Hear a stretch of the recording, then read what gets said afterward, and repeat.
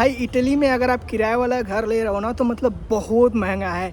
पता हम नए घर में गए हैं, उस घर का एजेंट का फ़ीस पता है कितना? एजेंट ने हम लोगों से 3 लाख रुपए 3000 यूरोस लिए सिर्फ फ़ीस घर ढूंढ के देने में।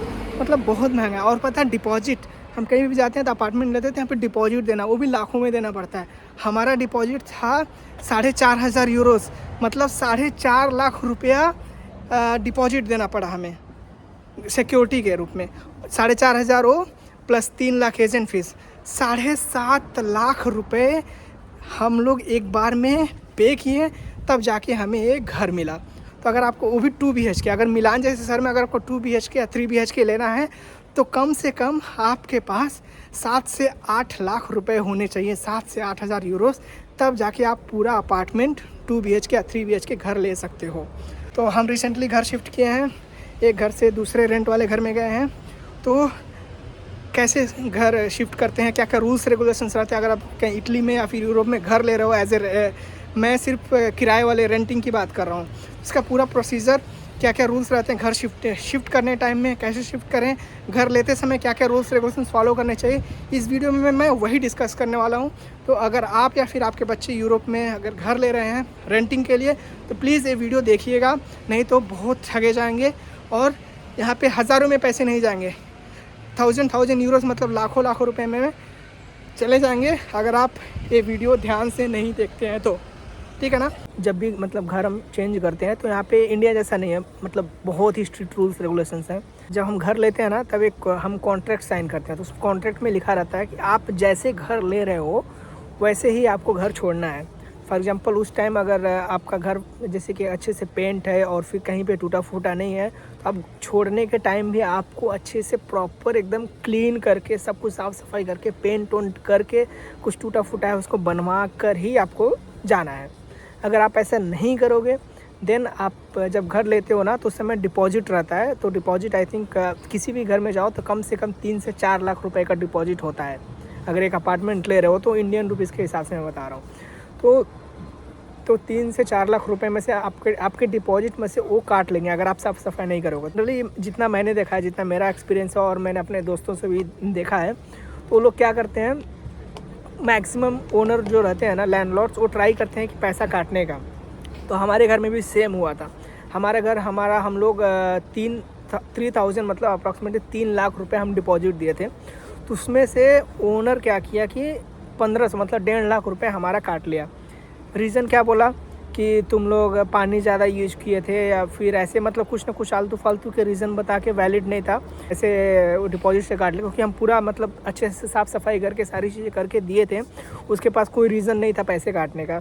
फिर भी हम बहुत रिक्वेस्ट किए, लेकिन वो बोला कि नहीं तुम लोग ज़्यादा यूज किए हो, फिर तुम्हारे दोस्त भी आते थे घर पर ऐसे वैसे करके बहुत सारी चीज़ें। तो फिर हम सोचे कि कुछ हम पुलिस के पास जाएँ, सारी चीज़ें करें। फिर यहाँ पे मतलब पुलिस के पास जाना मतलब उसका चक्कर लगाओ, फिर इटालियंस उतना नहीं आता है, पेपर चीज़ें करो।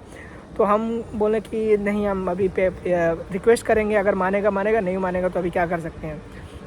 बहुत रिक्वेस्ट किए भाई, हम स्टूडेंट्स हैं, हम बहुत मतलब ऐसे मेहनत मजदूरी करके हम डिपॉजिट भरें, प्लीज़ एटलीस्ट दे दो। भाई नहीं सुना। और 80 to 90% केसेस में यही होता है, वो कुछ ना कुछ रीज़न ढूंढते हैं ताकि अगर थोड़ा सा फॉर एग्जांपल अगर कहीं पे कुछ टूटा या फिर कुछ क्रैक हुआ, उसका भी ये लोग मतलब पूरा प्रॉपर हज़ार में नहीं काटते हैं, 50,000 60,000 लाखों रुपए ऐसे डिपॉजिट से काट लेते हैं, क्योंकि बोलते हैं ये अब नया लगेगा। तो इनका ऐसे माइंडसेट रहता है पैसे काटने का। तो ये चीज़ें ध्यान रखिएगा अगर आप या फिर आपके बच्चे अगर कहीं पे भी यूरोप में या फिर इटली में घर ले रहे हैं, तो ये चीज़ें ध्यान रखिएगा, कुछ भी तोड़िएगा फोड़िएगा नहीं। अगर कुछ टूटता फूटता है तो इट्स बेटर कि आप अपने खुद से अपने पैसे से रिपेयर करा दीजिएगा, वो कम में हो जाएगा। नहीं तो अगर आप ओनर देखेगा तो वो भाई लाखों में चार्ज करेगा, तो उसके लिए रेडी रहिएगा। तीसरी बात यह है कि जब आप घर ट्रांसफ़र करते हैं तो आपके पास कम सामान है तो अच्छी बात है, आप जनरली मेट्रो में ट्रेन में लेके जा सकते हो। लेकिन अगर आप 4-5 साल से रह रहे हो तो आपके पास सामान काफ़ी हो जाते हैं, स्पेशली अगर आप इंडियन हो तो उसको एक बार में आप मतलब कैरी नहीं कर सकते हो और मतलब बहुत ही प्रॉब्लमेटिक हो जाता है। तो आपको ट्रांसपोर्टेशन बुक करना पड़ता है। तो मेरा ये सजेशन रहेगा कि मतलब जो हम लोग जब आए थे तो एक मतलब वैन जो नहीं अपने यहाँ शिफ्टिंग वगैरह करते हैं एक घर से दूसरे घर, तो यहाँ पे मतलब मैं एक लेडी से बात किया था, तो वो आई थी और हमारा मतलब विद इन मिलान में वो 60 यूरो ली थी, 60 यूरो में ली थी। वो हमारे घर पर आई थी और पूरा सामान वो खुद उठा के गाड़ी में रखवाई थी और फिर हमारे नए घर में ड्रॉप की, फिर वो पूरा सामान खुद से उतरवाई।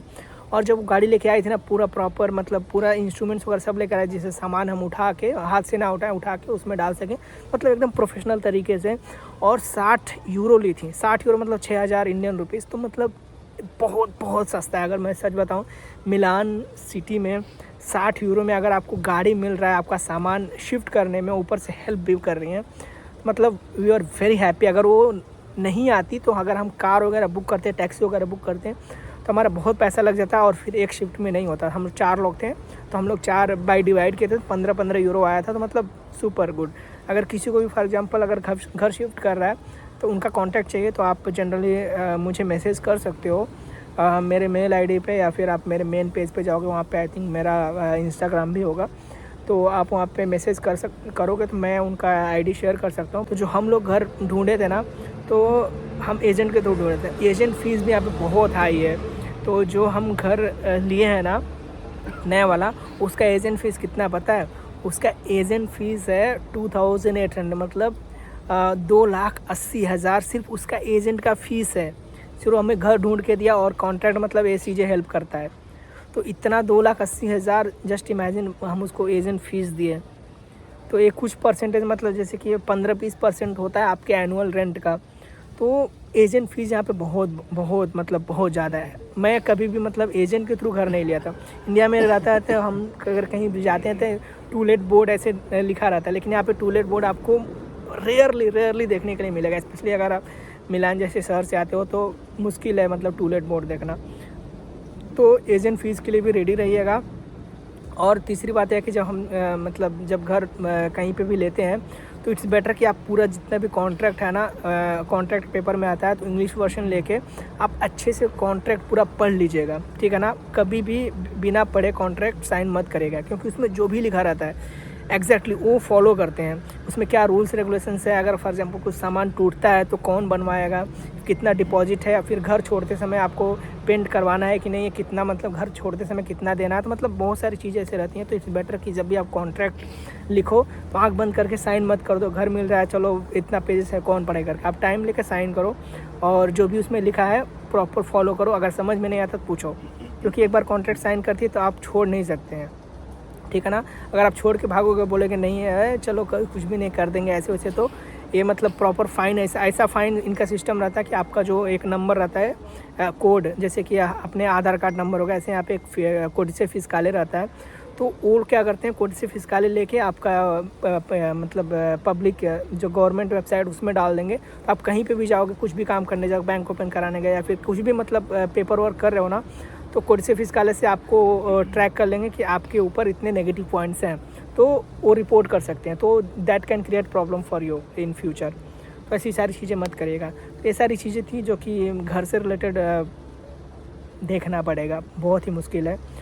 अभी जो नया घर लिए हैं, तो नया घर थोड़ा सा सिटी के पास में है, तो इसका पड़ता है 380 प्लस बिल्स, मतलब 400 यूरो पर मंथ अप्रॉक्सीमेटली हो जाता है बिल्स लेकर। तो मतलब 40,000 रुपये पर पर्सन। हम शेयरिंग में रहते हैं मिलान जैसे शहर में, शेयरिंग में 40,000 रुपये पर पर्सन का पड़ रहा है। 2 BHK है, 2 बेडरूम है, हॉल है, किचन है। तो ये है मतलब घर से लेकर। तो आप कभी भी घर शिफ्ट कर रहे हो तो प्लीज़ ये चीज़ें ध्यान में रखिएगा। और अगर आपके बच्चे आ रहे हैं तो उनको बोल दीजिएगा कि मतलब थोड़ा सा ध्यान रखें, ठीक है। Bye bye.